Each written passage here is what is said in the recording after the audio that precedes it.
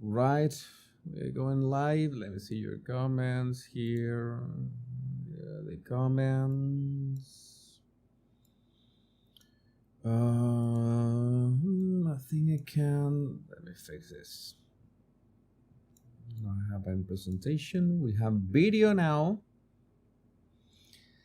Everything's looks nice. We got the video stream. And we got the audio. So, well, hello, welcome back, my Royal Rogues. My name is Jesus Enrique Rosas. I'm the Royal Rogue, and well, welcome to this live stream. And as you could see in the title, I have an announcement to make. Thank you for being here. Of course, that is the most important thing. And just to make sure that you don't get any anxious or something or worried. I'm trying to fix my windows here. I'm going to just confirm that the Royal Rogue as a channel and I myself, of course, is gonna continue.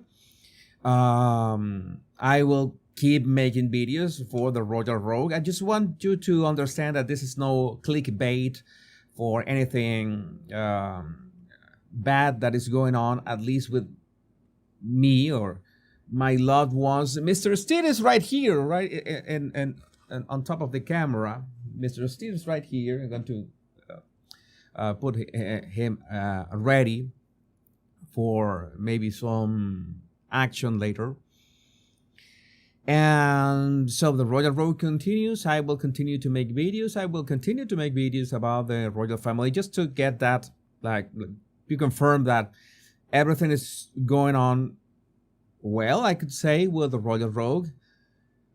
Everything is going on nice with me. I'm well.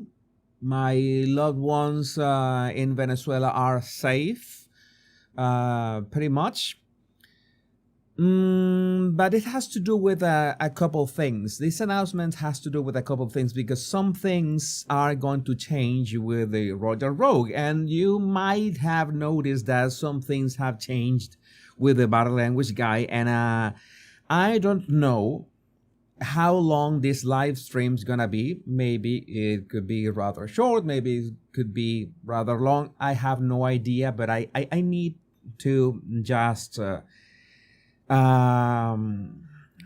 like explain some situations in the world right now and the kind of crossroads that I am at this point. And of course, it has this effects, so to speak, with both the Royal Rogue and the Battle Language Guy channel. Hands down, this month of July has been really long. I think this has been the longest July in the history of at least of my life. So many has happened. And there are a couple triggering events that that made me like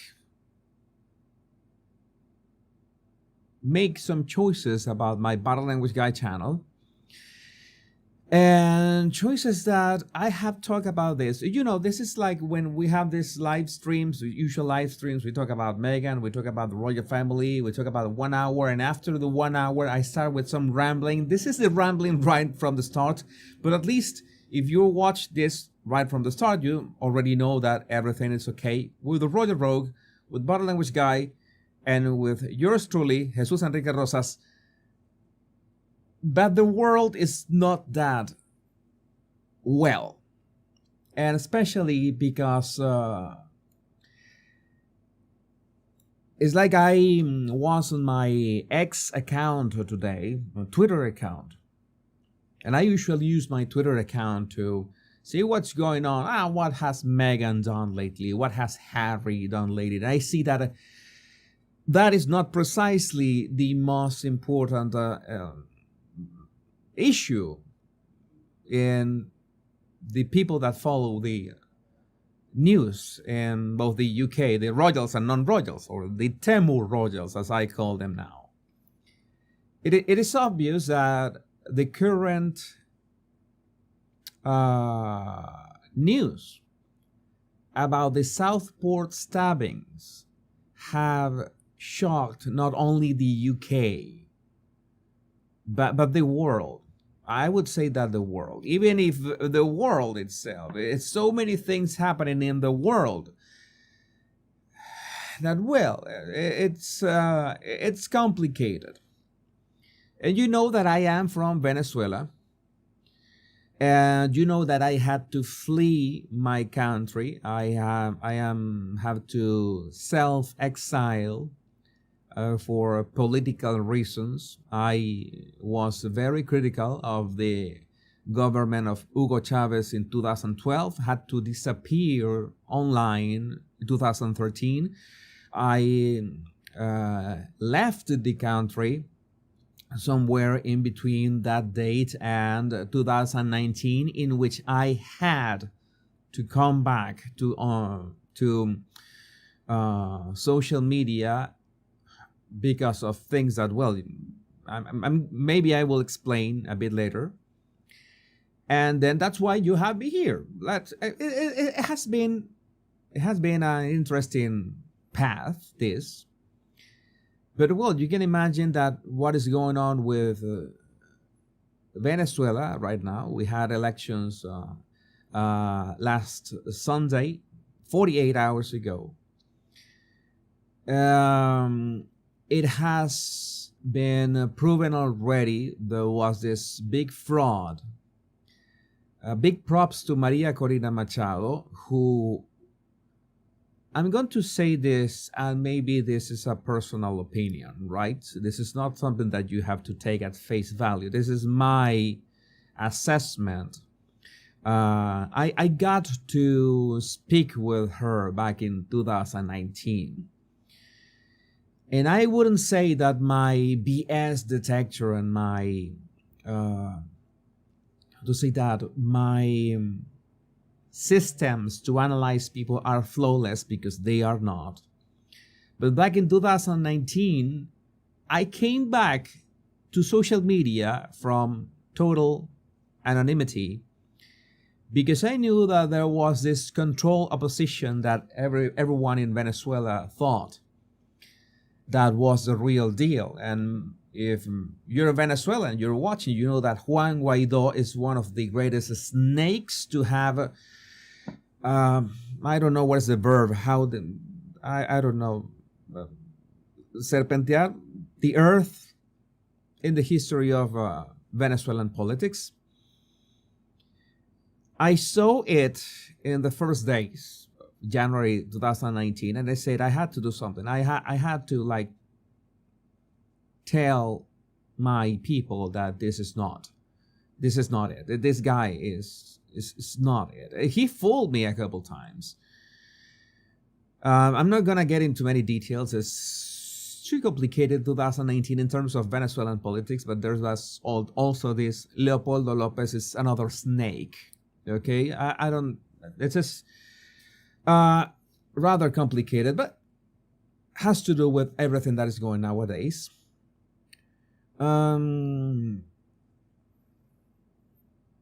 back then, I got the opportunity to talk to Maria Corina Machado on the phone. And my systems said, well, maybe she is the real deal. I am sure that the other guy is not the real deal. He fooled me a couple times, but there was something off. But not with Maria Corina Machado. Maria Corina Machado did something this time that nobody had thought in any other Venezuelan election. And I certainly don't know how she pulled that off. And I certainly would like to know how she pulled that off. She built a website, a public website that anyone can access and check. Every single electoral registry of the past Sunday elections. like all 30,000 of them. There's a massive number, but you can check your own. If you Venezuelan and you voted, you can find yourself in there. You can maybe not yourself in an individual level, but you can find the registry of your voting center, and if you were during the counting of the votes, you know that the numbers fit. So nobody had done that. So she's showing actual physical proof that there was this huge election fraud. Again, I don't know how she pulled that off, but I need to put my hat of Mr. Steed and take my hat off for Maria Corina, because that was one of the greatest moves of political strategies like ever. Why? Because now Maduro has to prove that she is lying. And what is the way that Maduro can prove that she's lying? Well, he has to provide the actual electoral records. And the thing is that the electoral records cannot be tampered because they are protected by a certain blockchain technology that you need many keys from every single political party. So, like, it is impossible. She just proved that you can actually commit massive fraud in an election, and that's what happened in Venezuela. You might be asking, what does this have to do with the Royal Road? You know that the Royal Road is more than just speaking about, just talking about royal gossip. In fact, the Royal Road in itself was for just speaking about royal gossip.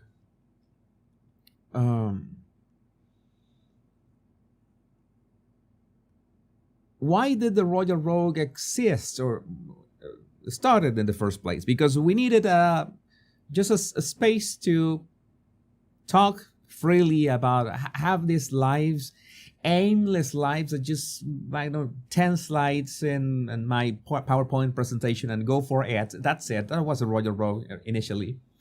It was really fun. And it sprung by what?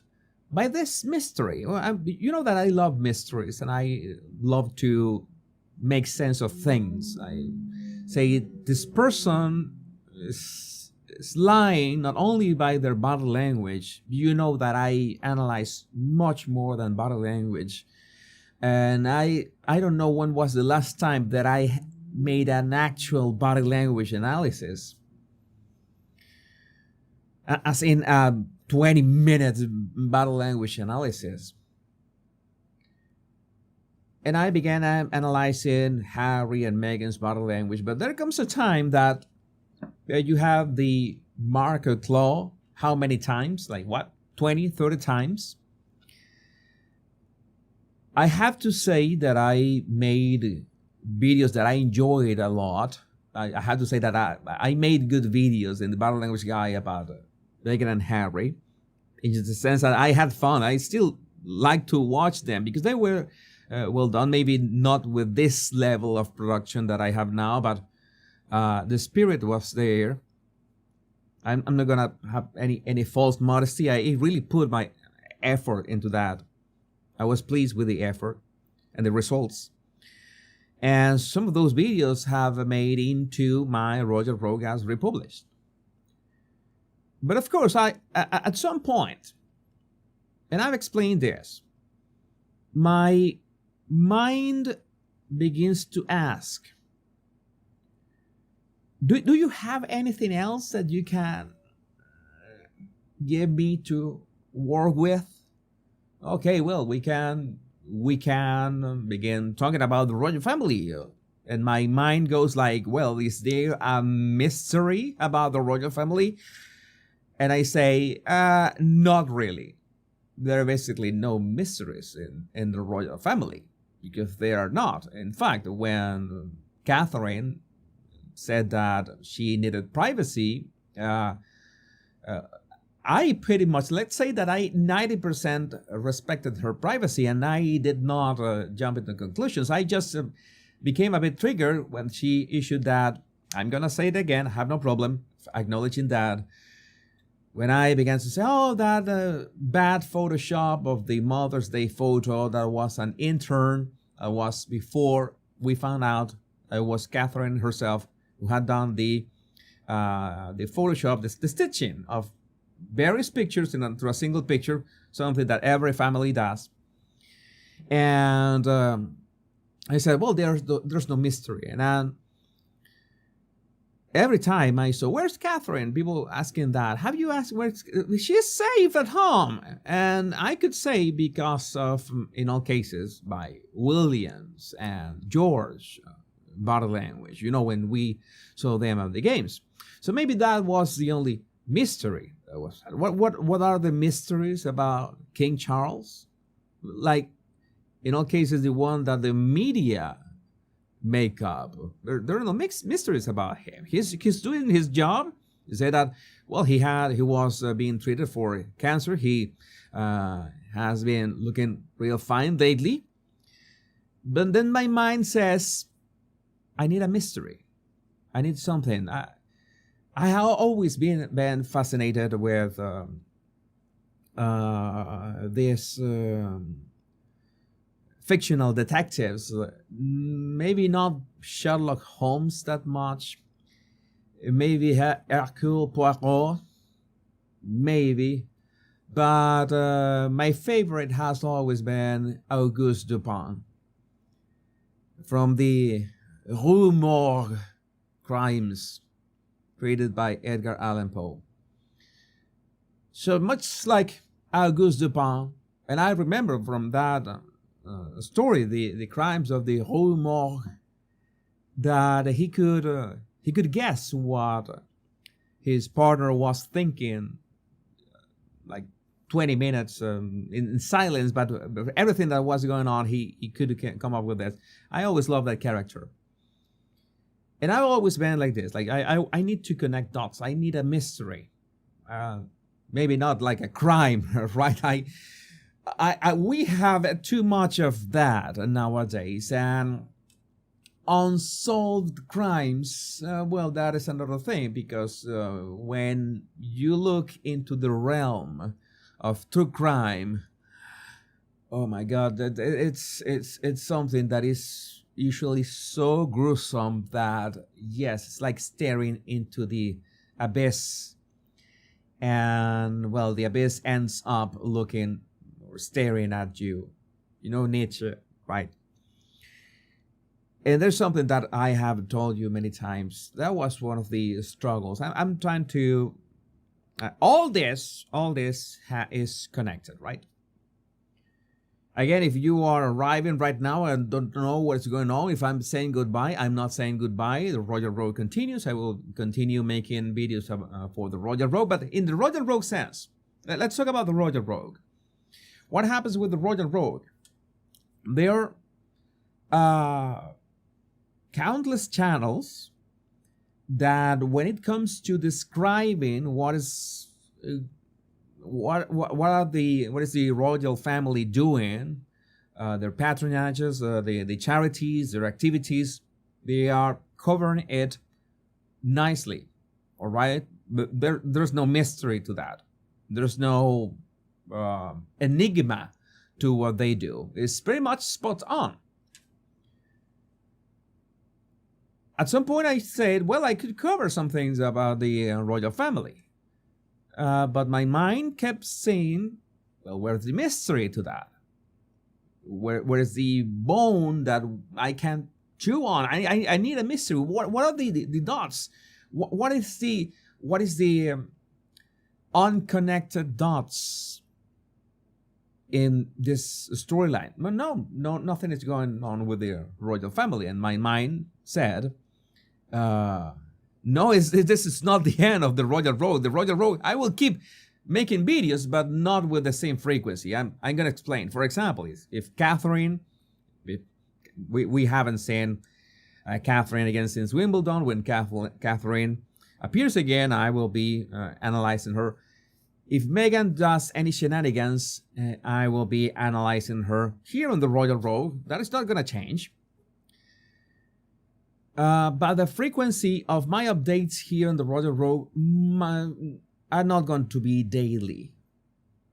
Maybe they will every now and then. Maybe we got a streak of 3 days. But if there's not something that I can analyze for you, there are countless channels that are just describing what the royal family is doing. And I'm glad that the royal family is doing well. It's like if I was Batman. Imagine that I'm Batman.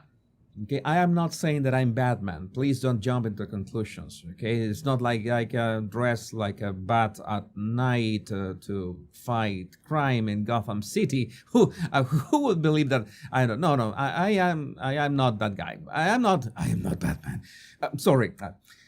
Imagine only for a moment that I'm Batman, and I don't know, I get the Joker, the Riddler, Falcone, all the bad guys in the Arkham Asylum, and Gotham City is safe at last.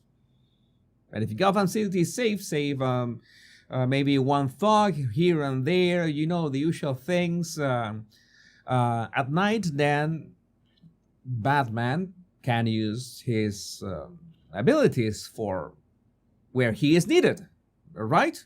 Maybe every now and then a new villain pops up in Gotham City and Batman has to deal with that. But it's much easier because he put every single villain in Arkham Asylum. So that's pretty much what has happened with Meghan and Harry lately. And I told you in recent live streams that I was getting genuinely bored. And I saw that according to Taz. Taz also said on X that it was getting really boring. Like, we already knew what was the future of American Riviera Orchard. We knew that the future was rent a royals.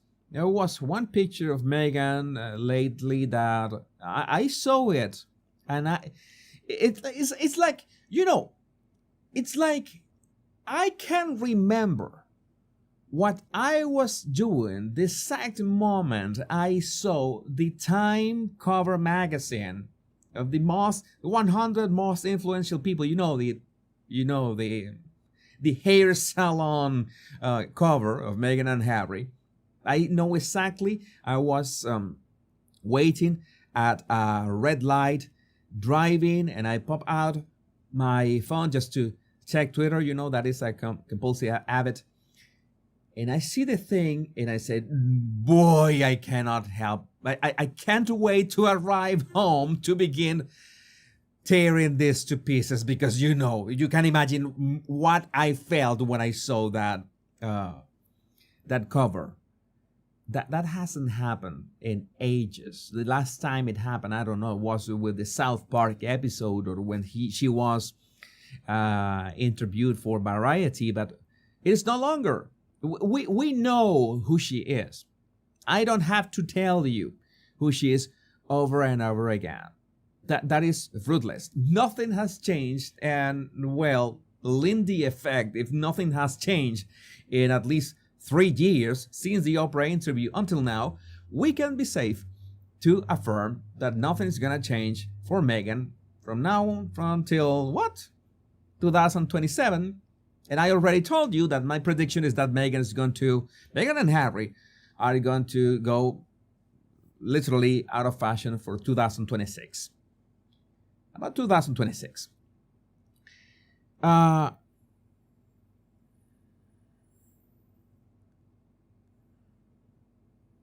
Even so, again, something happens, something crazy happens, maybe another visit to another country, I will be covering that. I covered these teasers of Harry's interview like a few days ago. But again, it's more of the same. We already know what he's gonna say. We already know. Well, it was a bit of a revelation that he was trying to frame the royal family into, well, you are not making this fight with me. You're not fighting the big media with me. And what do you mean? William already did that, and he donated the proceeds to charity. What are you talking about, man? You're making things up, and that is getting boring. All right? So,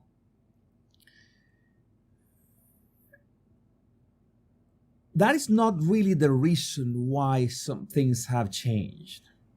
Because many of you, at least 30% of you, according to my stats on YouTube, come from the United States.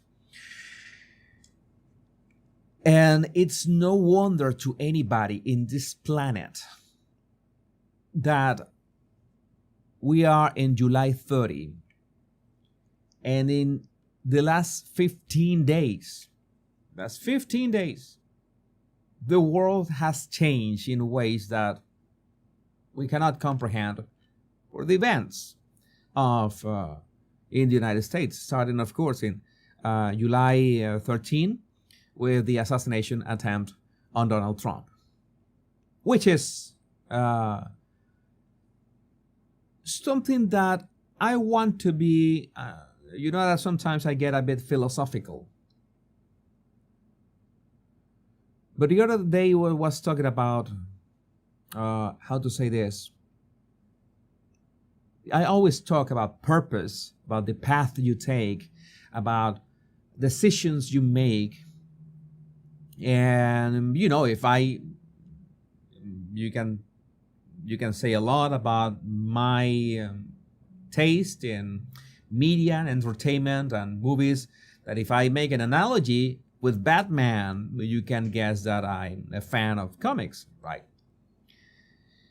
And in this superhero comics, there always comes a time when there's these doubts of the superhero, when he's still not the hero or something like that. And no, I'm not doing this. I am not the one for this.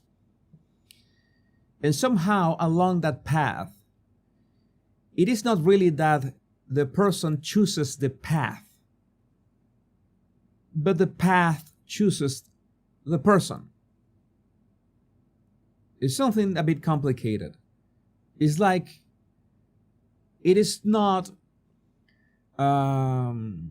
it's like when you see Back to the Future. When you see Back to the Future and you remember the plot of Back to the Future, it's not like Marty McFly decided to embark on that adventure. No, it's that he was accidentally thrown into it. Okay? You're thrown. You don't decide, okay, let's do this. I have to. No. He just, it's just a mess. Okay? From the moment that Doc invites him to look at his brand new time machine, and the Libyans come and with the AK-47 and gun down Doc, and he jumps into the DeLorean and he just steps on the gas, and boom, he's thrown back to 1955 and accidentally interferes with the meeting of his own parents, so he begins to disappear. He's just thrown into it.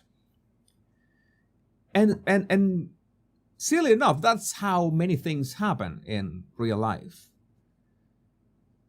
We sometimes say that we make decisions, that we have a free will. And yes, we have free will. And superheroes in comics sometimes decide to walk away from the things. But that's why I mentioned 2019 and Venezuelan politics back then. It is something that I said, I cannot just turn away from this. I see this snake fooling millions of people. I need to call him out.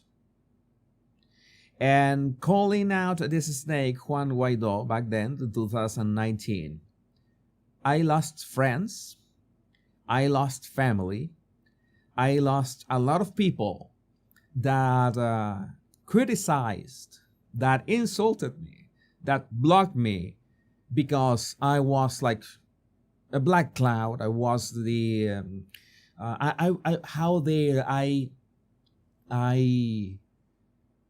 play with the hopes of millions of Venezuelans? And I that was my question. I was really boiling with rage back then. I am not the one playing with your hopes and dreams. It's that guy and what he represents, the ones who are doing that. I am calling him out.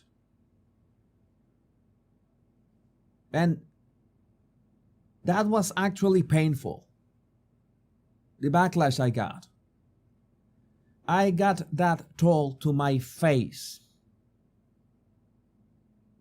And I had to answer, well, you are wrong about this guy.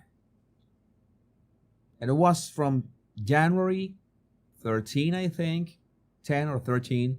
I know that it was that. The announcement was in January 23rd, which is an important date for Venezuelans. That was the first red flag I found. People were dying of starvation in the streets of Venezuela. And this snake waits 10 days to make an announcement. Because, okay, he has to make all these big people around him. You wait 10 days when it's urgent that you have to do something about it as soon as you are the interim president of Venezuela. That was a red flag. How can you be so heartless of wait 10 days in total silence and make the announcement in a big meetup? No, that doesn't work like that. So from January of that 2019 all the way until October 2019, there was I don't know how, there was 10 months. I denounced the guy until I saw that many people began to see through the facade. As usual, some people could not be saved. And they kept insulting me online. They kept, threatening me that that somehow I was Chavista, I was red, I was with Maduro, and why couldn't I criticize or analyze Maduro? I criticize and analyze Maduro as well. But I was calling this other guy for what he was. He was a puppet. He was a controlled opposition.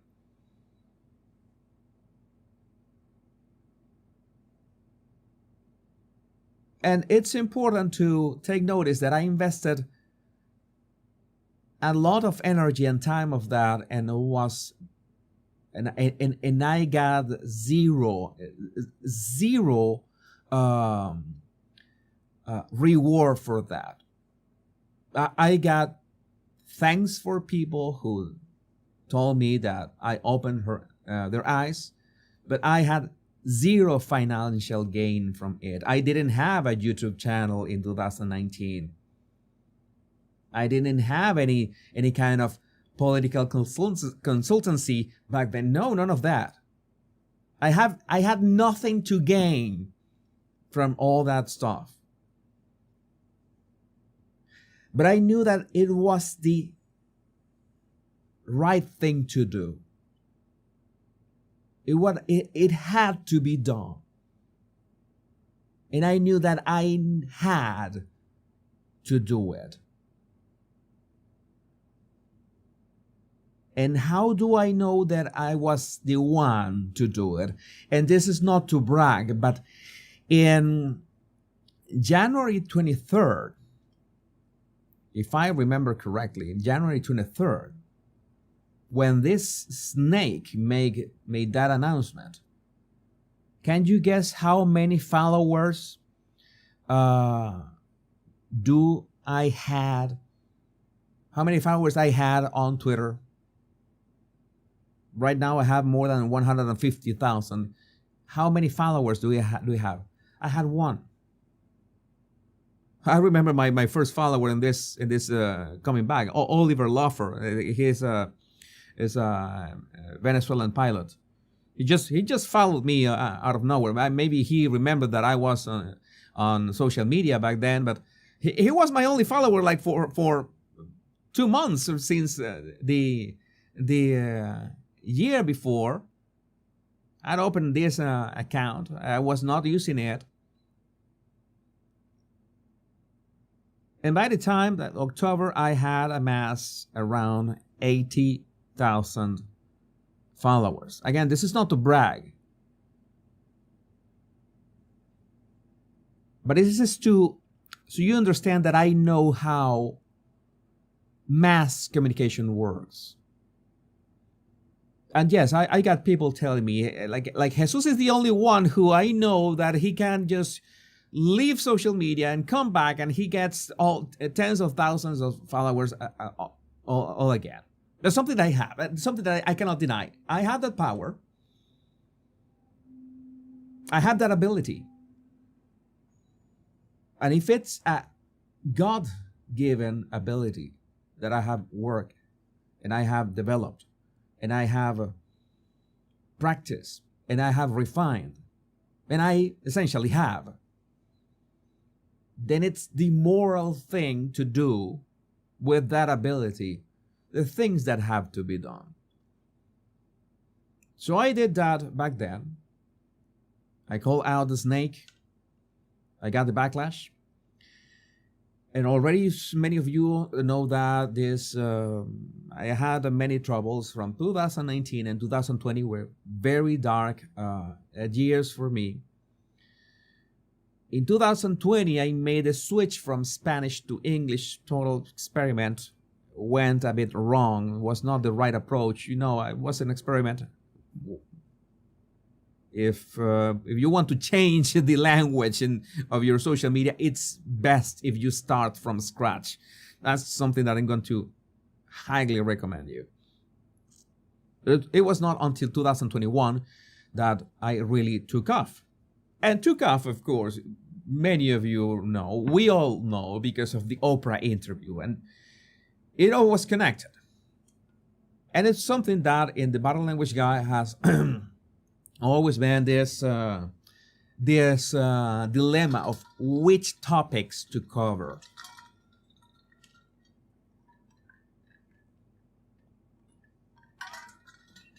For those of you who are asking what is going on in Venezuela, I already explained it a bit earlier. There's a full-blown electoral fraud. Maria Corina Machado found a way and implemented a way to prove that to the international community and put Maduro on a heavy, complete checkmate in which he has to prove, or the Electoral Council has to prove that she's lying. But then the Electoral Council has to provide their records, and their records are going to be the same that Maria Corina provided and made public. And that's when everybody's going to find out that Edmundo is the new president of Venezuela, not Maduro. And Maduro made this huge fraud. We all knew, everybody, every single Venezuelan. This is one thing. I have said that I had my doubts because I had seen the fraud so many times. This electoral frauds in my country has been perfected since 2004 and onwards. 20 years perfecting these frauds until they had it down to a T. Maria Corina Machado found a way to break it. So what is going on with Venezuela right now? Civil unrest. And as we were talking about, sorry to mention this again, the Southport stabbings, which are not easy to talk about. I saw a video that I had to share on my ex account of a kid, a boy, it was like 13 years old, according to the tweet, who was in a pool of blood. It was being rescued by his friends, and apparently he had been shot by these gangs that Maduro controls.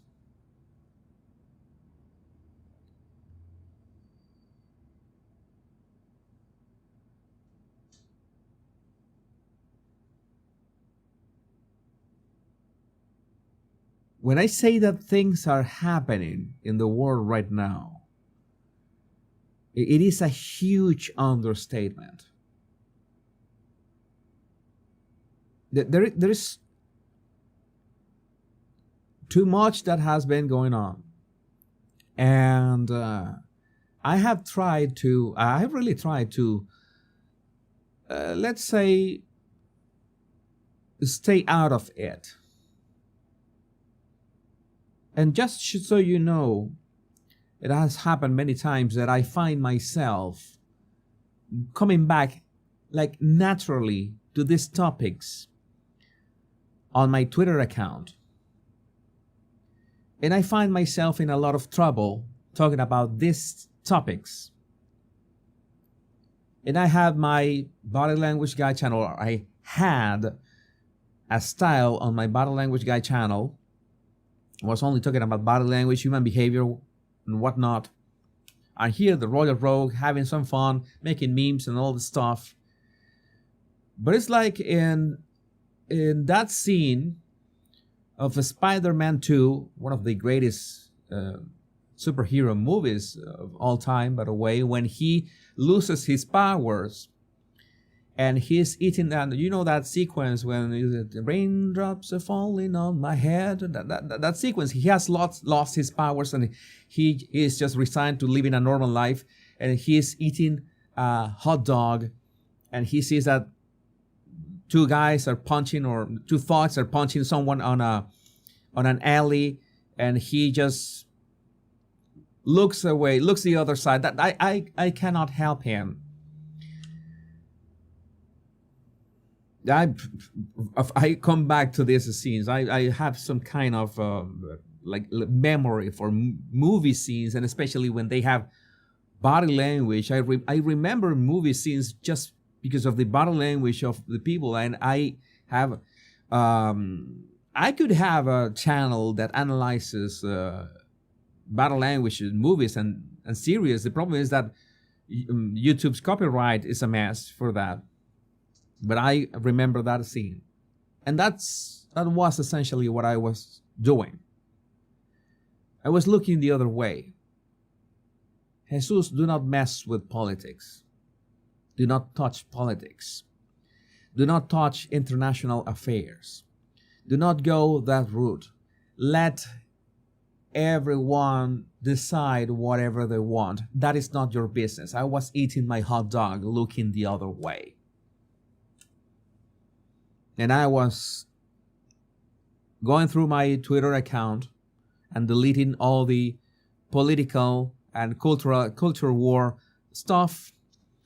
And no. I want to peace. I want to be like, I don't know. It's like a unbiased channel, an unbiased body language analyst. I want to just focus on the royal family. It's gonna be nice and sweet. But again, if you have been watching this from the start, sometimes you don't get to choose the path. The path chooses you. And if you keep on trying to not traverse the path will end up forcing you to realize what you have to do.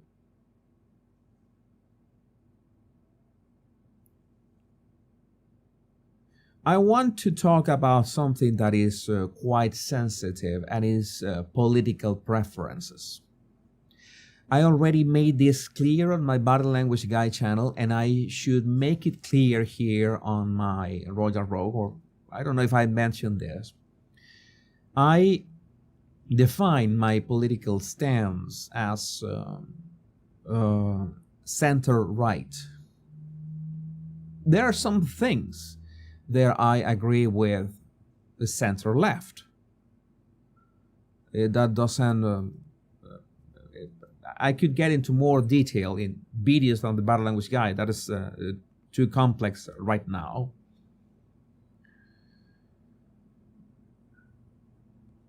But I have the experience of living in the richest country in Latin America. And if I remember correctly, Venezuela got to be the third richest country in the world in the 70s. Economists have this urban legend that was not a legend. That was something that was actually happening in the 70s. You cannot find, you couldn't find secretaries or messenger boys or none of that kind of jobs, because nobody applied to them, because there was so much money running down the streets, almost literally, not literally, but you know the metaphor. It was so much money that nobody wanted to work as a secretary. Nobody needed to. It was like something that the amount of money that Venezuela had was insane. It was complete and total insanity. I'm not gonna get into the details. Maybe at some point I will make a video explaining that. I love that the part of Venezuelan economics. It was like Japan in the 80s. Like Venezuela in the 70s was like Japan in the 80s. It was something that was crazy, like blows your mind. Something that you cannot wrap your mind around the amount of money that we are talking about. So I was born into that amount of money. And if we got our Black Monday, which is worse, it is not good, it is bad. It was the bad stuff at the start of the 80s, in which we had this reality check in terms of money. Still, Venezuela was very prosperous.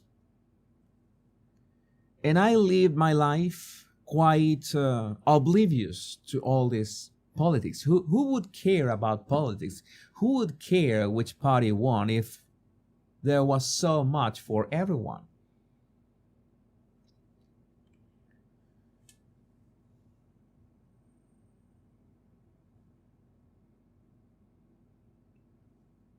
Then somehow in 1999,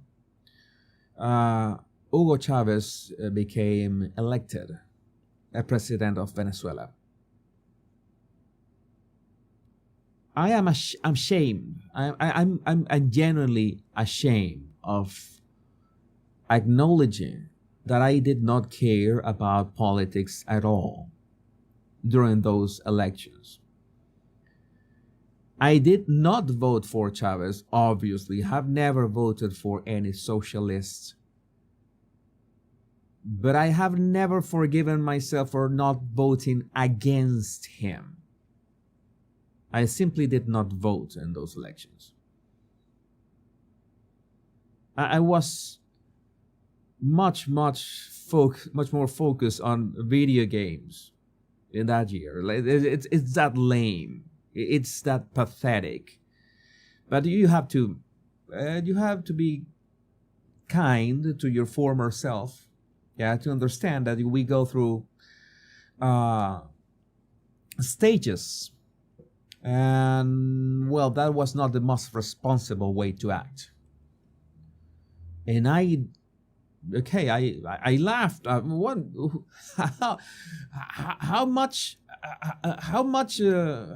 How worse can this be? This guy. I remember that I laughed when I found out that the guy was running for president like 2 or 3 years earlier. How bad can this be? Boy, was I going for the ride of my life. I think every single Venezuelan was not ready for the ride of their lives with this. And many people I saw were really worried, and I could not understand. I was an effing hippie. I was an effing hippie. It was like a hippie, a bohemian artist with my music and my illustrations, and let me do all this. But don't ask. Don't ask. I was not smoking anything out of the, not smoking weed or anything. I have never. I hate the smell of weed, by the way. Never. But yeah, video games was a big problem back then.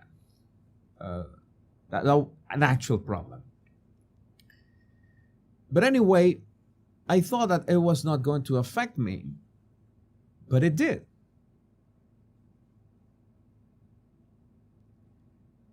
I didn't realize to what extent until many years later. Remember that it was 2009 that I discovered Twitter. Someone told me. And 2009 was very interesting because I've told you about this anecdote that it was this night classes learning Photoshop and Macromedia freehand and all these graphic design apps. Have these courses late at night. It was from 6 p.m. to 10 p.m. Twice a week. And I just sit at the back of the room, and I was just joking with this friend of mine attending the classes, and he told me that I should write for the internet. And I said, what do you mean write for the internet? You should start a blog. And I said, what is a blog? I didn't even know what was a blog back then. I had no social media. And the social media was in its infancy. Remember that Facebook started in 2004, then 2006 was Twitter, but I really was not into it. I began writing personal anecdotes, and I discovered that I had a knack for satire and delivery of making fun of myself and making fun of daily stuff. Okay, I can do this. And then someone said, okay, your blog is awesome. How about your Twitter account? And I said, what is a Twitter account? What is that, Twitter? Oh yes, it's this new app. Well, it was not a new app. Twitter was around since 2006. It was already 3 years around when I joined in June 2009, and they said, what is this? You write 140 characters and that's it? And why is this for? What is the usability of this? What is the use of this? I was totally clueless. My vision into the future totally failed at that moment. But yes, I got the hang of it pretty quickly. With that power that I had discovered, I had a knack for writing. I had a knack for drawing caricatures of Chavez and political caricatures. At some point, I made a fair amount of political caricatures. Many of them have just lost into... I could dig them out of the internet archives. I don't know how to find them, but at some point I even did many political caricatures. I wrote stuff, and things began going south in Venezuela, if you know what I mean. Then we arrived at 2011, and I was already in this project of body language. I wanted to bring my body language stuff to the world. I already had this experience with a personal blog. Well, I want to do a professional blog now, and I started my professional blog in 2010, like 1 year after my personal blog. And I got really influential in Venezuela back then in Twitter. I got, if I remember correctly, like 60,000 followers. And of course, if you have a knack for satire, and if you are a bit of an, let's say, someone who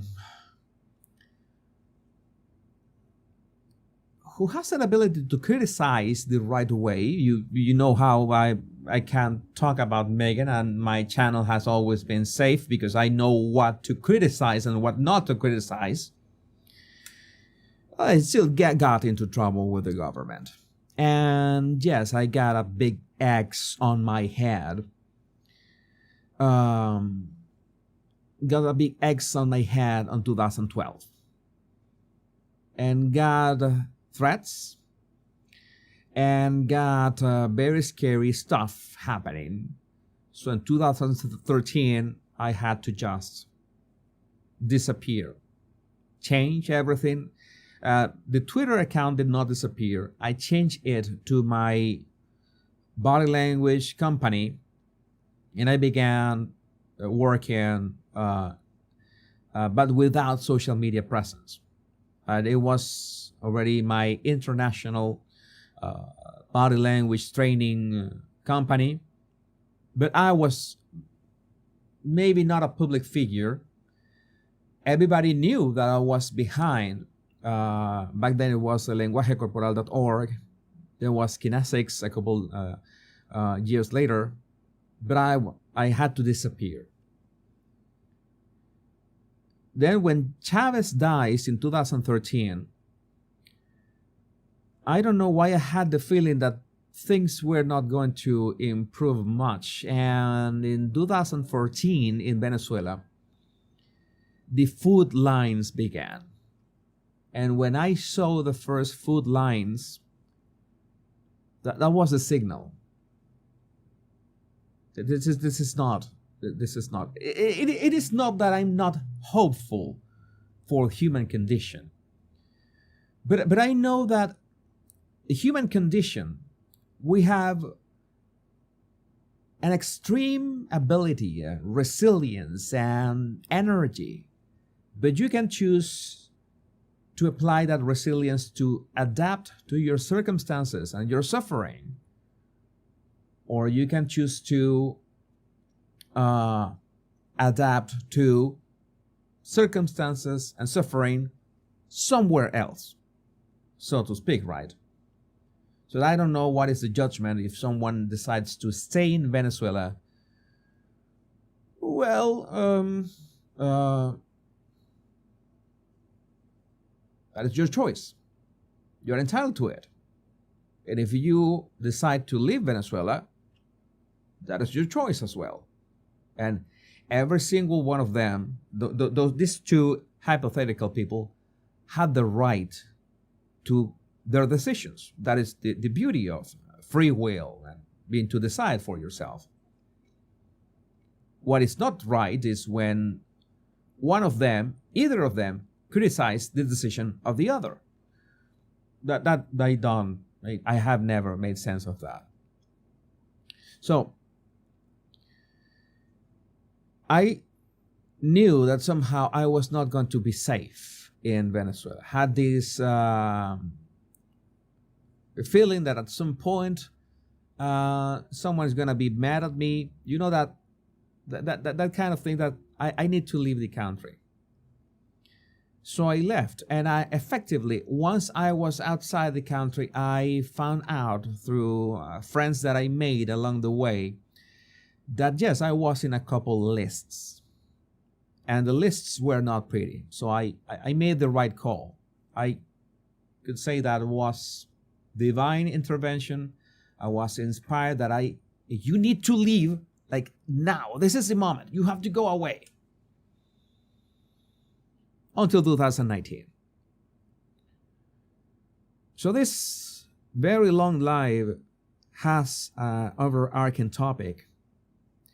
And many of you, I know that so many of you are not used to this, even as 2,000 Royal Rogues right now. It's impressive. I think this is the ramblingest of the rambliest rambling that doesn't exist. That word doesn't exist. I have made it rambliest rambling that I ever made. But it has an overarching topic. Sometimes the path chooses you. If you insist of avoiding the path is going to be more powerful than you until you say, all right, I get this. I need to do this. And I mentioned politics because I already made it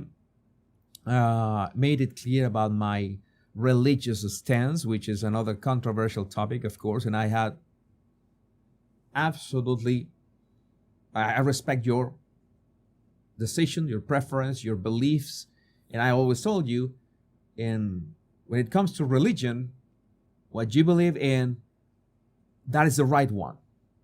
That is the right one. Is that simple? That's what I believe in. That we are, as long as we don't mess up with our neighbors, as long as we don't try to push our beliefs in others, where's the problem? No matter. I don't have no matter with that. But in that sense, politics is a bit more delicate. Because I lived the complete spectrum from coming from the richest country in Latin America, third richest country in the world, unlimited money glitch. There was like a cheat code to people dying of starvation.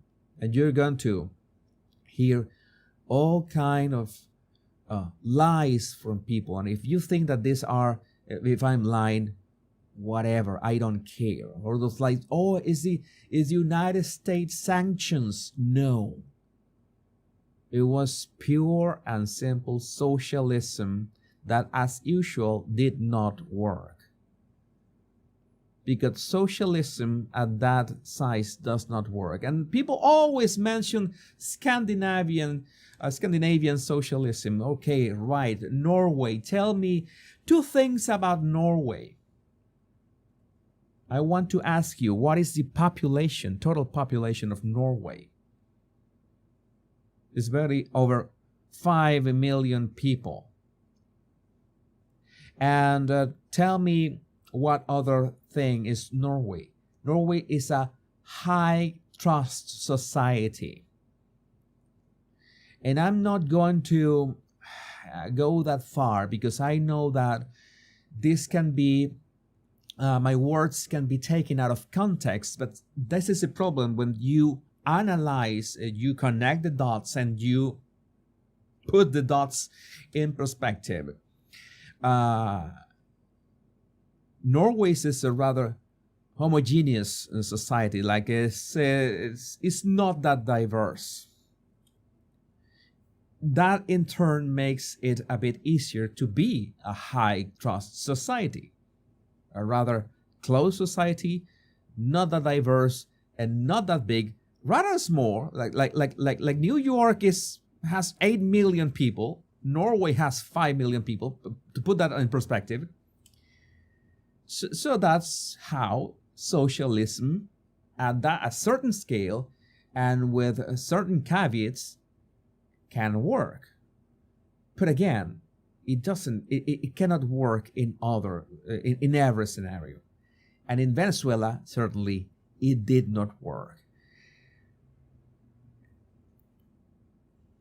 And I certainly, I'm not going to apologize for this. Socialism is not going to work in the UK in the long term. It is not sustainable, and it is not going to work in the United States. It is not sustainable.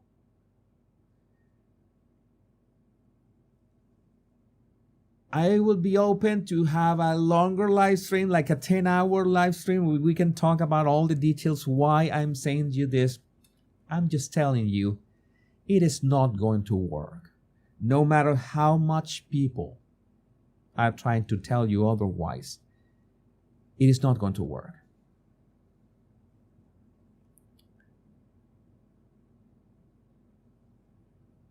There's one thing that is a rather delicate topic, and one of the things that have gotten me in the most trouble, and this is another thing that has to do with this, because it's not just like you have a socialist government, because the ideals of socialist governments and the left that has gone completely insane in many ways. Again, I am center right. Some far right people really scare me as well, like literally scare in the scary sense of the word. But the left has been like crazy things. And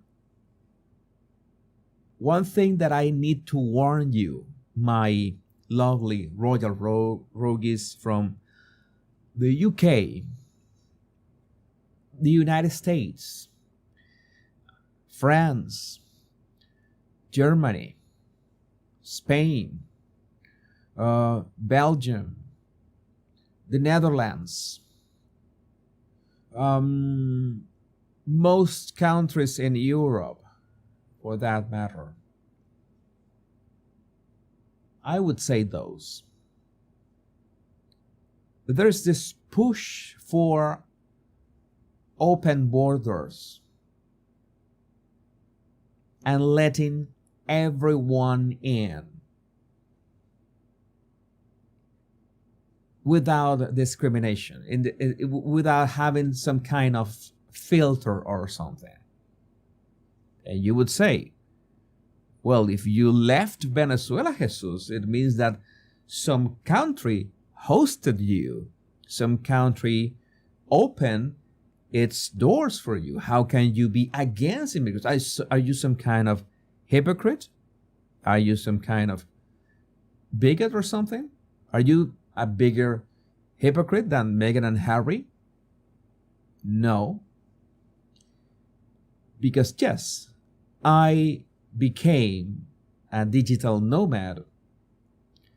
And yes, I have applied legally to be in every country that I have been all this time, with all their terms, with all the law that they explicitly demand from the people who reside legally on them, without breaking any of those laws, and accepting that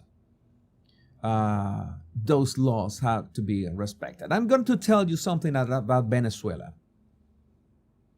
I have to tell you something about Venezuela and something about me as well. There are many things that I love about Venezuela, but there's one thing that I never accepted. One thing that I never accepted. And we call it viveza criolla. What is viveza criolla? Viveza criolla is something as stupid as you're approaching a traffic light. The traffic light is in red. In Venezuela, it does not mean that you should stop. In Venezuela, that is a suggestion that you might as well stop, but you decide if you obey that rule or not. Viveza criolla is like taking advantage of the kind of free-for-all that in many ways is widespread corruption in every level of society. And this is something that sadly impregnates many Latin American countries. That is something that I just couldn't bear with. Like, if you have morals lower than this bracket here, then you can get away with many things. And that getting away with many things, breaking the law, like you just simply do not stop in the red light. You just look both ways and just speed. Maybe you crash, but maybe you don't. Whatever. I always hated that with all my guts. And that's why I had my stages of saying, I remember in 1991 saying, I want to live in the United States. And I said that I knew many people that described the United States as have never traveled to the United States up till that point. But I wanted to live there because it was like this law and order that I got described about. Okay, things work because people obey the rules. And then later I found out about Japan. And I found out what a high trust society was. And I said, I belong to a high trust society. I don't belong here when you can get ahead with just making others fail or being morally unstable, or you know what I'm talking about. I just couldn't do it. I don't belong here. I love Venezuela in many ways, but those free for all rules, I never was okay with that. Why do I say this? Because that's the first thing that I thought when I moved away from Venezuela. I said, I want to go to countries. I want to go to high trust societies. And I want to prove that someone who comes from a country which is not a high trust society, and I'm embarrassed as a Venezuelan of saying this, but it is a fact. Even I, as a Venezuelan, I can become a resident of a society, of a high trust society, obeying all the rules. And the first rule is that you're going to enter legally and you're going to reside legally and you're going to abide by the rules. And that's what I've done. That's why I am not a hypocrite. And that's what I'm telling you. That if any of your countries are leaving the borders open, if the UK is letting everyone in, if the United States is letting everyone in, that is going to be, if you think it is a problem now, you have absolutely no idea in 10 years from now. I am sorry of not being the meme lord, of not having a sarcastic take for this, not being able to crack a joke about this. But this is this is something real that is happening, that is part of the path that I have to take. That brings us back to politics.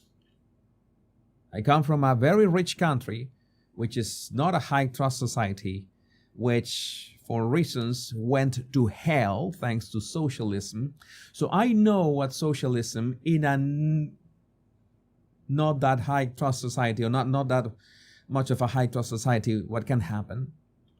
So it's obvious that I became center-right because of that. Because whatever the left did to my country, it destroyed it beyond recognition. And the Venezuela that I knew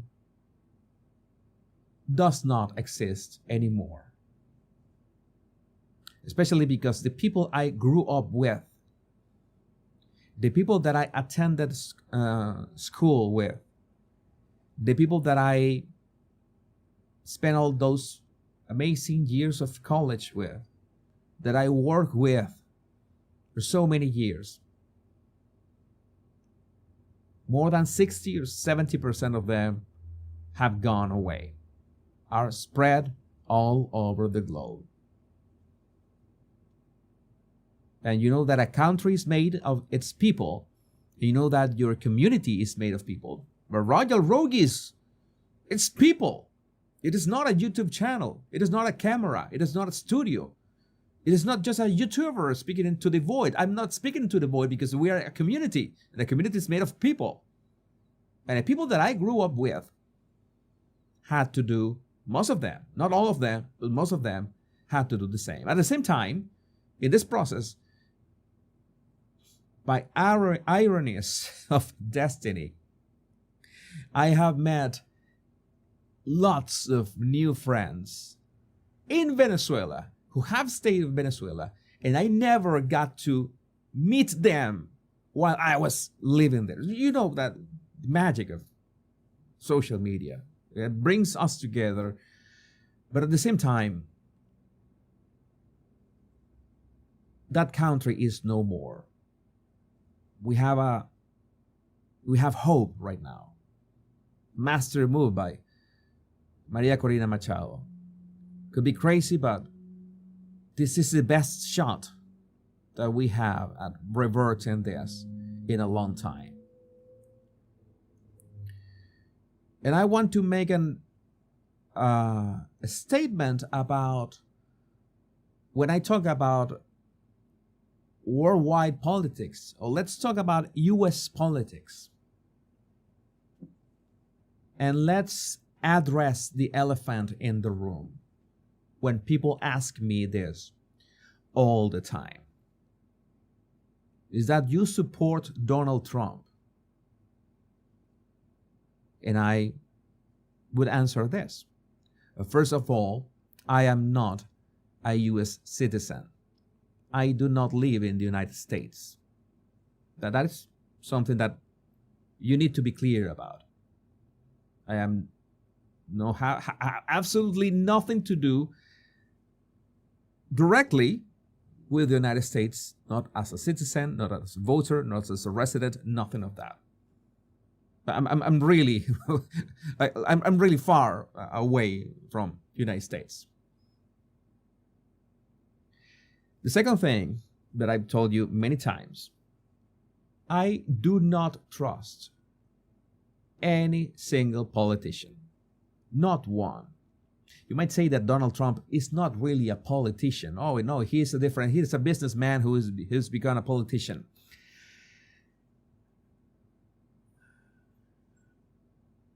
I would not go as far as to say that because he's opposing the Democrats, I would support him.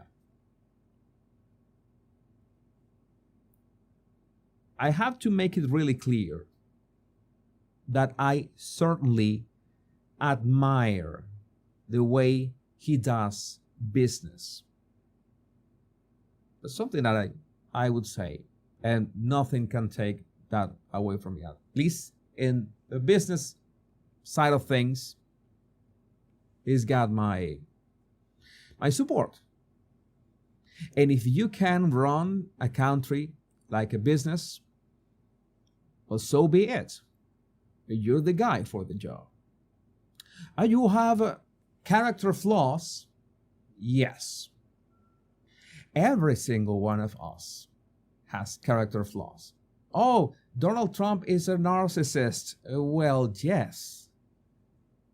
But I have news for you as well. Almost every single, I would not say almost, no, every single politician needs some kind of narcissism to survive the politics game. There's not a single one. And we have to, you know that nowadays we use the term narcissist for everything. And that is the problem. We are distorting the term itself, like, oh, you are a narcissist, you're a narcissist. It's like Oprah with the cars. I don't want to do it. But I would say that, yes, of course, it is obvious that Donald Trump has obvious narcissistic traits. That's something that is undeniable. Nobody can deny that. At the same time, I say, remember that I am not connected to the United States in any way. Can he do the job? That is the question. I have covered extensively the assassination attempt of Donald Trump. The last time I analyzed him was analyzing his mugshot. That was like in September last year, right? So I don't talk about Donald Trump that much.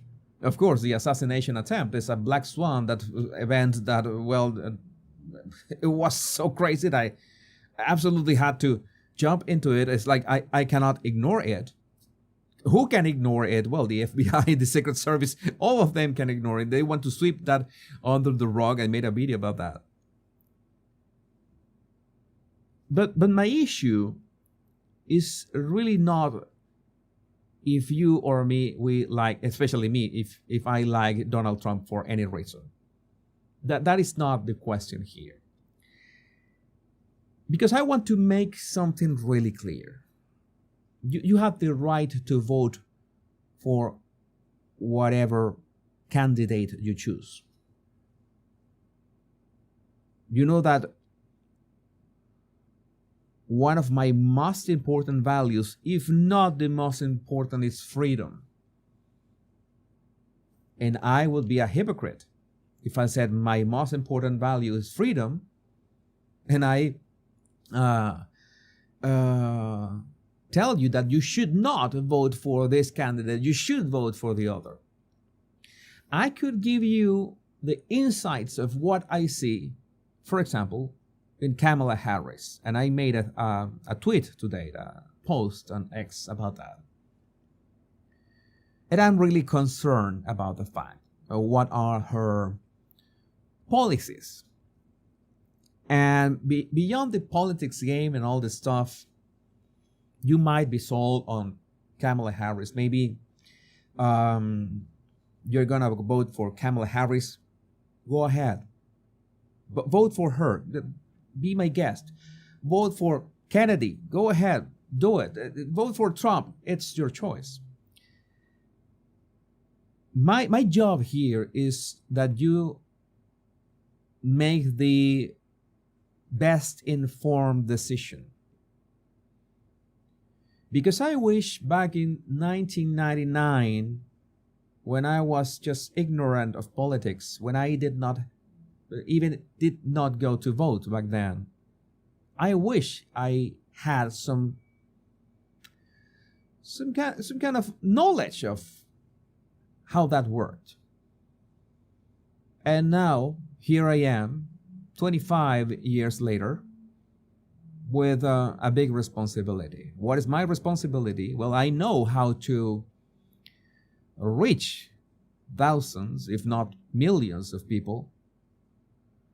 I know how to connect dots and how to, when there is a conspiracy or something that I see that is being made up, even if it's Meghan Markle, the one who is suffering from some kind of conspiracy that people are making things up,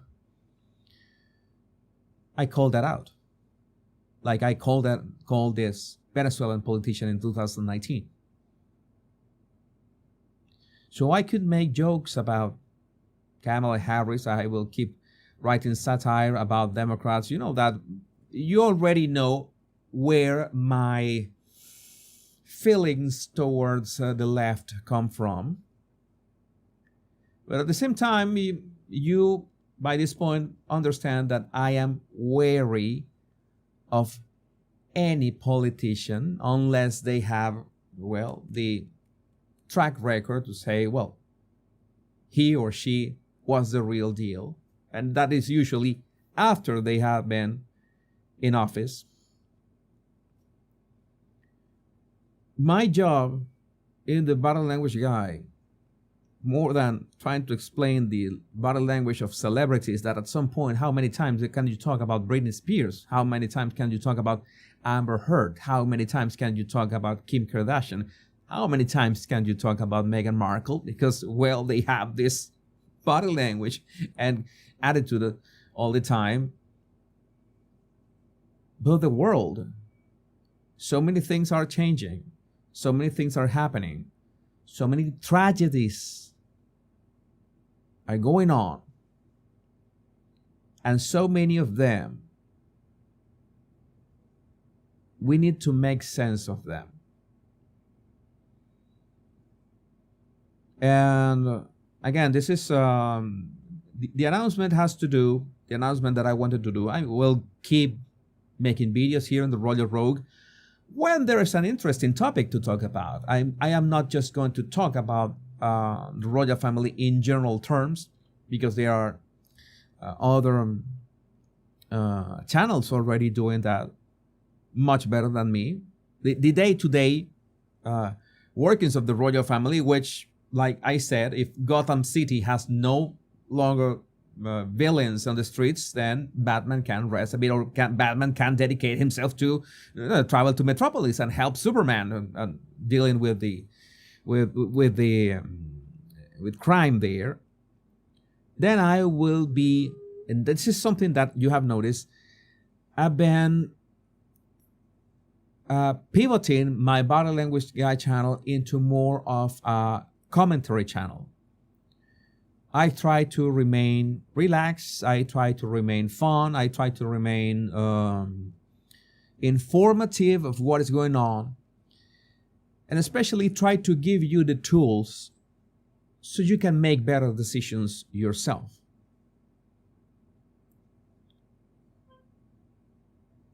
I'm going to give you a very easy example. Something that happens all the time.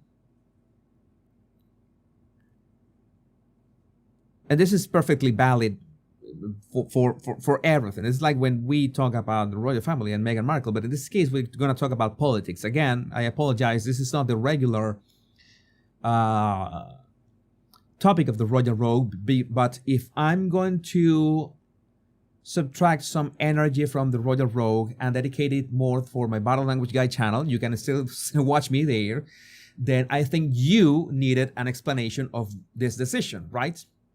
My roguies. I was thinking about that. I missed the flow of my thinking there. I was talking about what? Okay, it's this pivoting of my Body Language Guy channel. It's gonna be more of a commentary and trying to give you the tools so you can make better decisions. And the example I was going to talk about Kamala Harris is this. Okay, you're gonna vote for Kamala Harris. Great. Do it. Go ahead. You got this. You have your, I understand that you know her, and I'm trying not to keep an eye on their comments, and I really appreciate if you keep the comments respectful. I have not attacked Kamala Harris in any way, personally, but I want to say something about it. And this is something that always happens. You're gonna vote for Kamala. Nice. You already know her policies about the U.S. border, which at the same time mimic the policies of the UK border and the borders of Germany and France. Open borders, everyone come in, doesn't matter. You are not illegal aliens. You are undocumented migrants, very different. So you're gonna be treated, you're gonna have this money from the States, we're gonna give you health care, we're gonna give you everything because you are fleeing your country, so poor you, whatever. You know for a fact that those have been policies of the Biden-Harris administration, started by Joe Biden, and Kamala Harris has stated herself that she's going to double down on that during her presidency. Fair game. There's nothing hidden in here. I usually ask the question. I usually just ask a question. I want to understand. I genuinely want to understand because I literally, for real, I have tried to think what is the benefit of letting all this influx of people without discrimination into a country. What are the benefits of that? I genuinely want to know, and I see people that are sold on Kamala, and I ask them in a polite and civil way. I just would like to know your opinion about immigration, illegal immigration, because things have to be called by their names. Illegal immigration. On one condition, your answer must have to do with Kamala Harris or illegal immigration, or you can talk about Biden as well. You cannot mention Donald Trump, because I have not mentioned Donald Trump. I acknowledge that you're going to vote for Kamala Harris. I just want to know, because I don't know, what are the benefits of her policies on illegal immigration or undocumented immigrants. I still waiting for an actual answer. An actual answer that is it is not an insult. An actual answer that is it is not deflecting the question. An actual answer that is not posing another question that has nothing to do with my original question. I have yet to wait for an answer that does not include Donald Trump, because he is mentioned like in 40% of the answers, even if I explicitly say that my question has nothing to do with Donald Trump, but with Kamala Harris policies.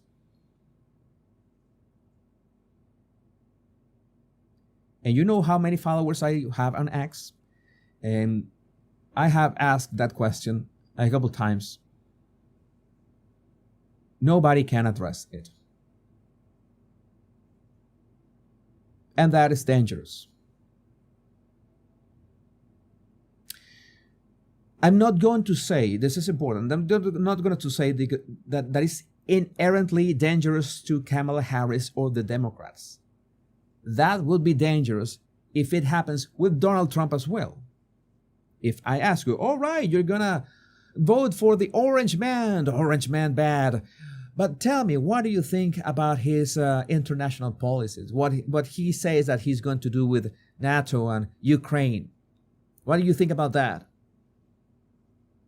If I don't have a concrete answer, it's because they are not clear about Donald Trump's proposed policies about Ukraine and how can that affect international stability. And I can understand that 80% of the population is trying to think how they are going to make it until the end of the month. How are they going to pay their bills? Like geopolitics is not something that they think about every day. That's where I come in. That's why I need to put on the Batman suit. I need to make the complicated things easy to understand. So if you're going to vote for Kamala Harris, which you are entitled to do, you have to know what are you voting for. If you're going to vote for Kennedy Jr., be my guest. You have to know what are you voting for. And if you decide that you're not going to vote, I would tell you that do not make my mistake. Do not make the same mistake that I did back in 1999.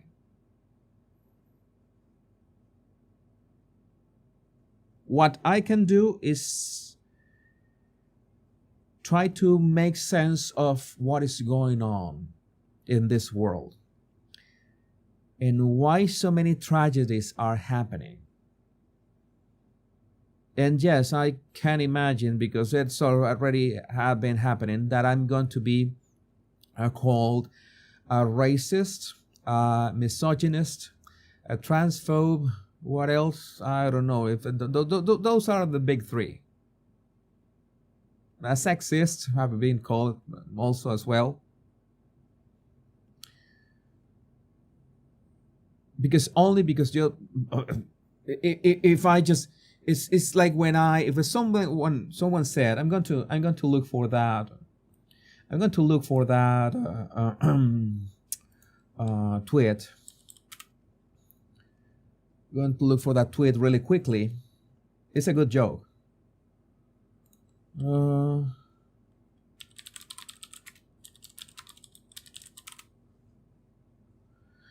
Okay, this account, there's this account, a very popular Republican account. 92% of Kamala Harris' staff left in her first 3 years as VP. One staffer put it this way, and let's see if you can think of, who do you think about when you hear this? It's clear that you're not working with somebody who is willing to do the prep and the work, a former anonymous staffer told the Post. With Kamala, you have to put up with a constant amount of soul-destroying criticism and also her own lack of confidence. So you're constantly sort of propping up a bully, and it's not really clear why. Okay, this is hearsay, but it was too easy not to make the joke. And yes, my joke was retweeting this. So she's basically Meghan Markle. And yes, I was attacked. You are a misogynist. You hate women. You are a racist. All of the color, whatever. And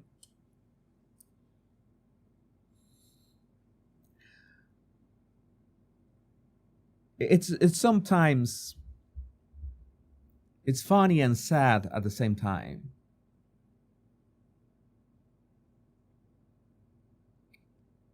Because tell me, what is, I'm going to get a bit political in this one, but it's like satire that writes itself.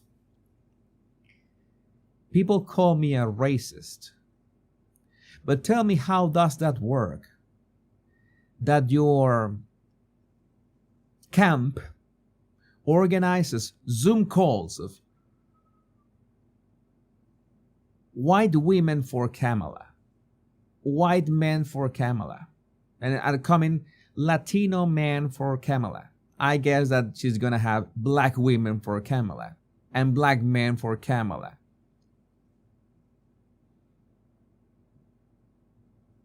Is that integration? Oh, there's so much diversity. No, that is called segregation, in fact. If you have white men for Kamala, I was going to mock that Zoom call on my Body Language Guy channel. You know that satire, of course. It means that black men cannot be like people of color, male people of color, if they know what a woman is, by the way, don't get me started on that one. It means that essentially black men cannot answer that Zoom call. That you're segregating it. How does that work? It doesn't work. I get attacked for this. I get attacked for asking the uncomfortable questions. I get attacked of trying to make fun in the face of not the actual tragedies that we are talking about. I'm mixing with the Spanish here. My brain is trying to make sense of this. But in the tragedy of people that are acting without thinking.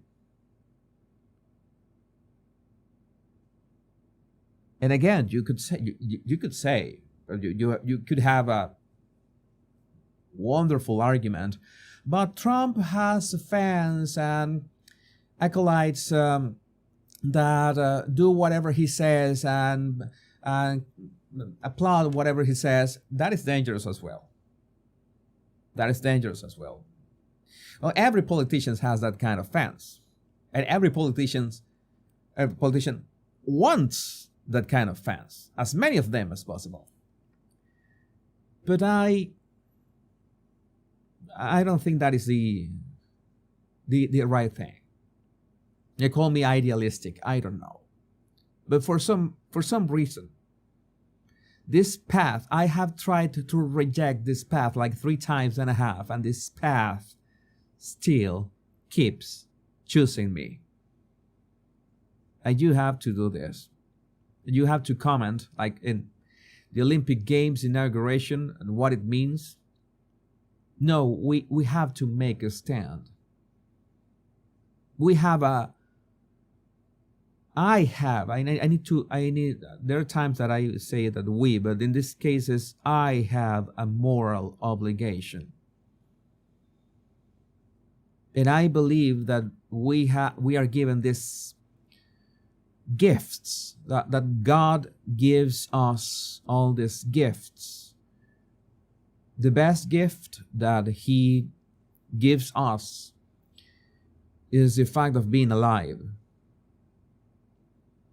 And again, I believe in God. If you don't believe in God, I understand and respect you. I was an atheist at some point. I understand your stance. At some point, my philosophy, my thinking and my reflecting brought me to God again. And God told me, what took you so long? It was fun. That re-encounter. But we need to make a stand.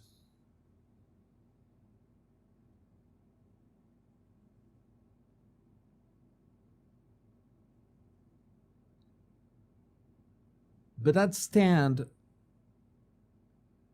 does not mean that I would impose my beliefs over yours, because I would not like anybody to impose their beliefs over mine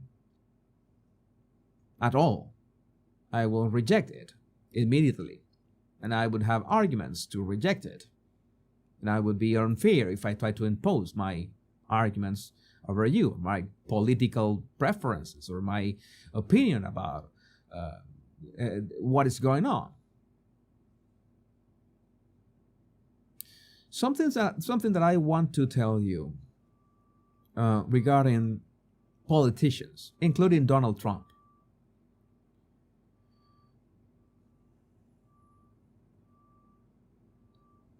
What you have to make sure is that, how to say this?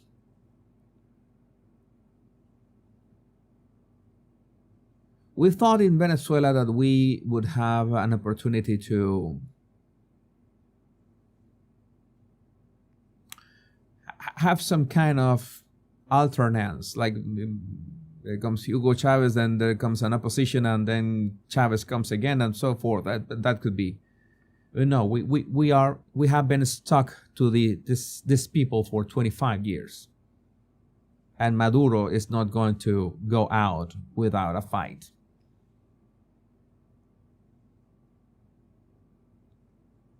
What's nice about the United States is that I can guarantee you one thing,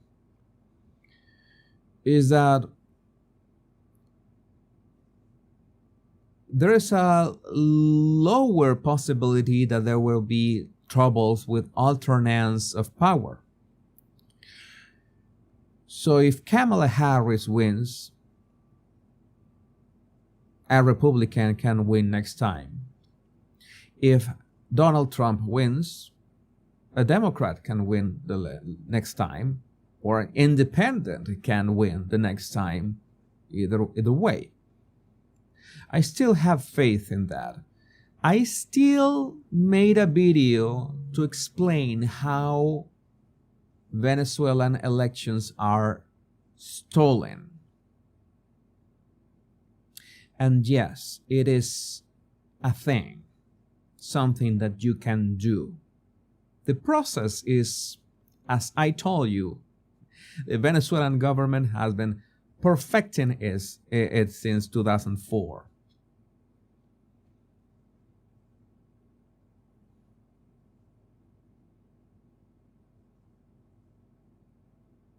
What separates us from complete despair in these times are not the politicians that rule us, are not the head of governments, even if their policies can affect us in many ways. Even if their open borders are,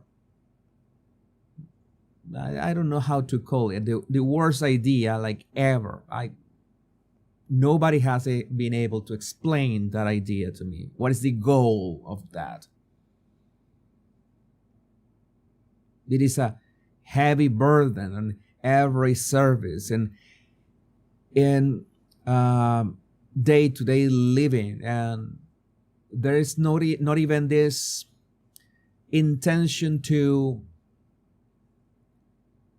adapt to your countries, to your hosting countries' traditions. I'm not saying that you have to change your religion, but you have to respect your hosting countries' traditions and culture and religion. I'm not saying that when there's a holiday in your hosting country, then maybe in Japan you have this special way of dress up for this traditional parades and something. I'm not saying that you have to go and do the same. You can stay at home. That doesn't matter. But do not enter in conflict with that. But we are witnessing real conflict, bloody conflict, a real thing that is happening before our own eyes. And it seems that these governments are doing it on purpose.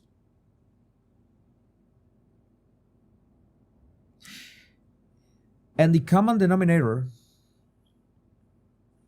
is that they are all left-leaning. With a caveat.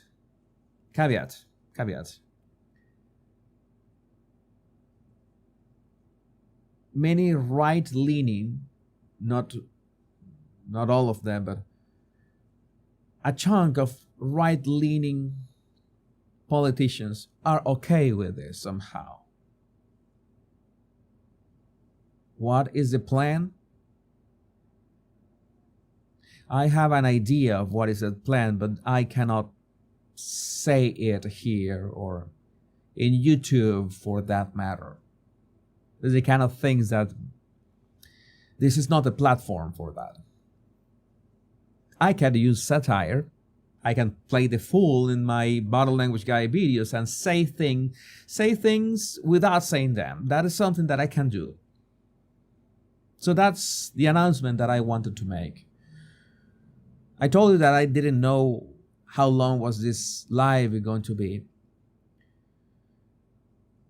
But I wanted you to know that I will be taking a bit of energy that I push onto the Royal Rogue, onto the Battle Language Guy, pivoting into a commentary channel.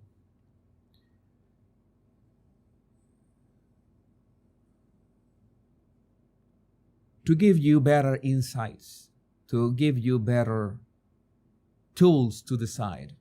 So if you want to vote for whoever you want to vote, if you want to accept whatever you want to accept, and don't get me started with, here I go, men's in women's sports. But that would be a live stream of its own. If you're willing to accept that, you need to understand the implications. And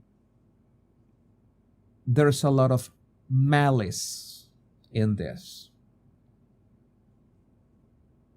And it's been disguised as tolerance. And if you are not tolerant, you're a bigot. You're evil. You are the evil one. No. You are making a stand in the name of morality and common sense. That is what you are doing. And you will not be backing down from this. You will not be backing down from that stance. Because deep down, you know what is right and what is wrong, regardless of what do you believe in.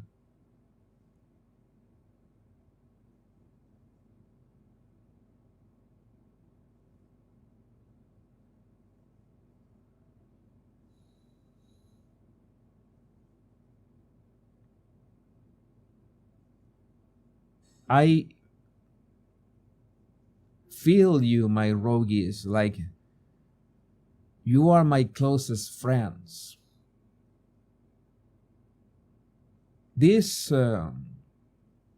words, I really don't have much time to. Oh, I have a meeting with friends. As I told you, my closest friends are all over the globe.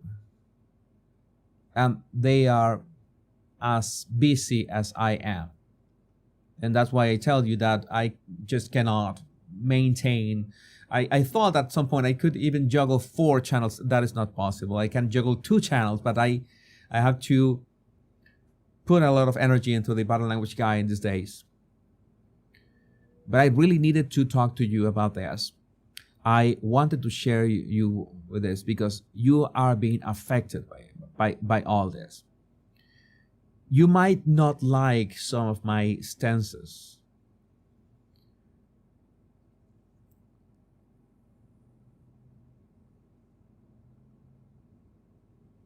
But it's like Voltaire, I think it was Voltaire who said that I might not agree with what you say, but I will defend your right to say it. I would say that I might not agree with your actions or your decisions, but I will make sure that your actions and your decisions are the best informed actions and decisions you can make. And that is my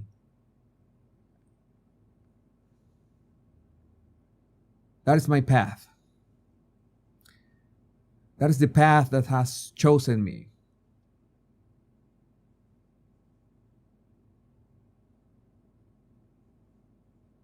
And I have been doing it as the Royal Rogue, and I will keep doing it as the Royal Rogue with memes and all the entertainment that we have seen so far. But it was like a nano scale talking about Harry and Meghan. As in, yes, your gut is telling you that these two are not to be trusted. And I just gave you more tools. Some would say, oh, I just confirmed your bias. No. I gave you reasoning tools to make sense of Harry and Meghan. But that mystery, that chapter is, unless they do something new, it's pretty much done. Things are happening in the world. So many tragedies at the same time. And the only thing that we can do is navigate through this, push through this insanity that is happening. I can no longer look the other way. I can no longer avoid this path. So you might say that I should have done this live stream as the body language guy. No, I really needed to do it with you, my rogues. You know that I have more live streams with you than any that I have done with the body language guy. So even if so many of you already follow me on my body language guy channel, I needed to share this with you. So this is the this is a stand that the statement that I wanted to make, the stand I'm assuming, and the announcement I wanted to make. I'm going to I'm going to thank you for staying so long, so close to 2000. I never thought that you will you would stay. So I'm gonna wear Mr. Steed to read your super chats and highlight your super chats as well. Let me see here. I have super chats. Yes, Jenny, thank you. I have super chats. Let me check. All right. Ruth Mobley, I would love for you to cover Congress and witnesses on Body Language Guy. Your analysis was excellent. That's one thing that is a challenge. You know that part of the analysis is being able to expose myself to all the content. If you have a Congress hearing that is 5 or 6 hours long, and I want to make around 2 or 3 videos a day, then I have to go with the highlights. But at the same time, I don't want to be superficial. I want to go in depth with that. I'm trying to test some tools that allow me to amplify the amount of information that I can crunch. And yes, they have to do with AI. I'm trying to test this AI assistants that help me crunch hours of video faster. So maybe that's something that James Bond would do, but now it's gonna be yours truly. Kimberly, thank you for your super sticker. Oh, nice. Shiba dog in samurai armor, waving a banner saying #1. And that's great. Samurai armor.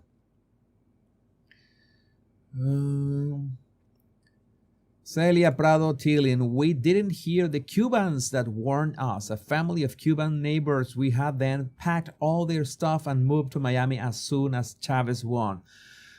I heard some of those stories. I said, well, you're exaggerating. What can a one man do to a country? That is laughable. No, it is not laughable. It is something that in many ways, well, just check the video on my Body Language Guy channel of how to steal elections the Venezuelan way. That is my the summarized how that technique has been polished for 20 years.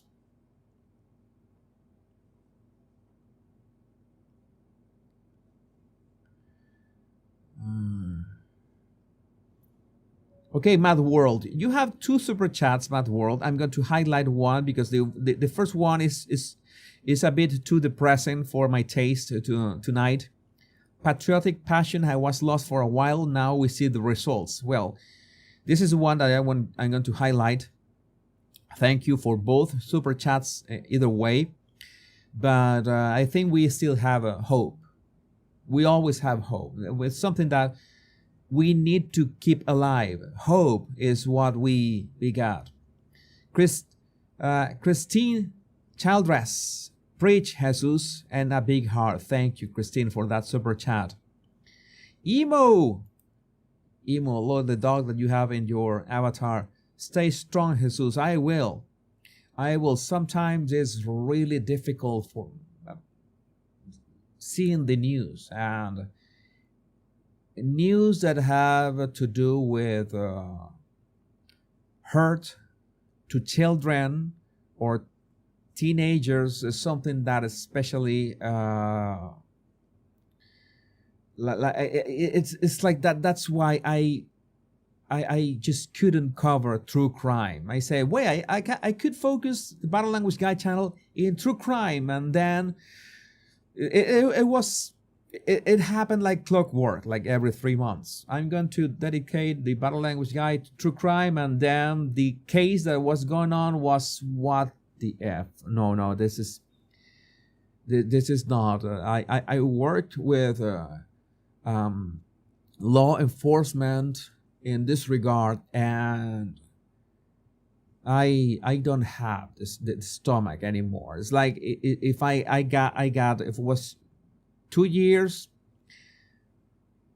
I just cannot. Simply I cannot do. And news like stabbings and all the stuff, and when children are hurt, is something that No, it's way too much. Lizzie, super chat, thank you. Nosotros estamos contigo siempre. Gracias por darnos buen contenido con integridad y sinceridad. Thank you for all that you do for us. I do my best, Lizzie. Especially, I try to be as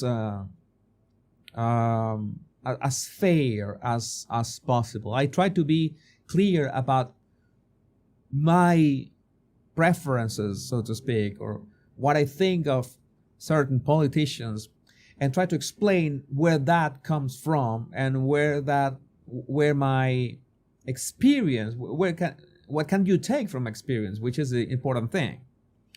That is important thing. We have a new members, Dana Durgin, thank you. Dana Durgin. Sometimes my English is a bit off, you know Dana, right? Jennifer George also is a new Royal Rogie official member. And Jackie Stott, thank you. Welcome to Bronze Royal Rogie as well.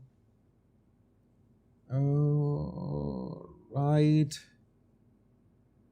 And I have another super sticker here from the real Ram Ram. The real Ram Ram, Baby Lemon, looking up to our Lemon character standing in a superhero position. Yes. So that is the announcement. The Royal Rogue will continue. It's like at the end of those Marvel movies. You see that, what do they say?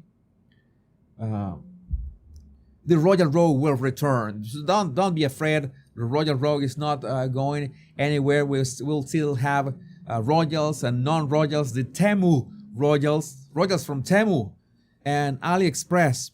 And all the memes, wherever there is content to cover, I will be there. But again, I suggest that you check my Body Language Guide channel. I'm making this pivot into a commentary channel. It's still gonna be called the Body Language Guide channel. This is something that this is a test. This is still a test. But the path, you already know what is. I need to do this, and this has to do way more than body language. It's beyond people. It's beyond countries. It's the whole world. It's in its entirety we need to look at, and I will bring you all these complex topics in a not so complex and amusing way. That is my promise. Let me see your comments. You have been so wonderful this evening. Wonderful.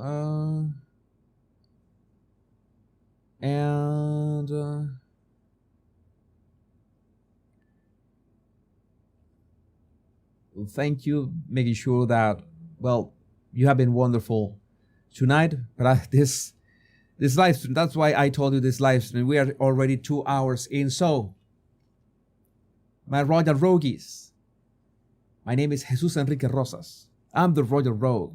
I will keep making videos here. Remember the most important words: much love and bliss. Take care. Be safe. Because I love every single one of you. Bye-bye.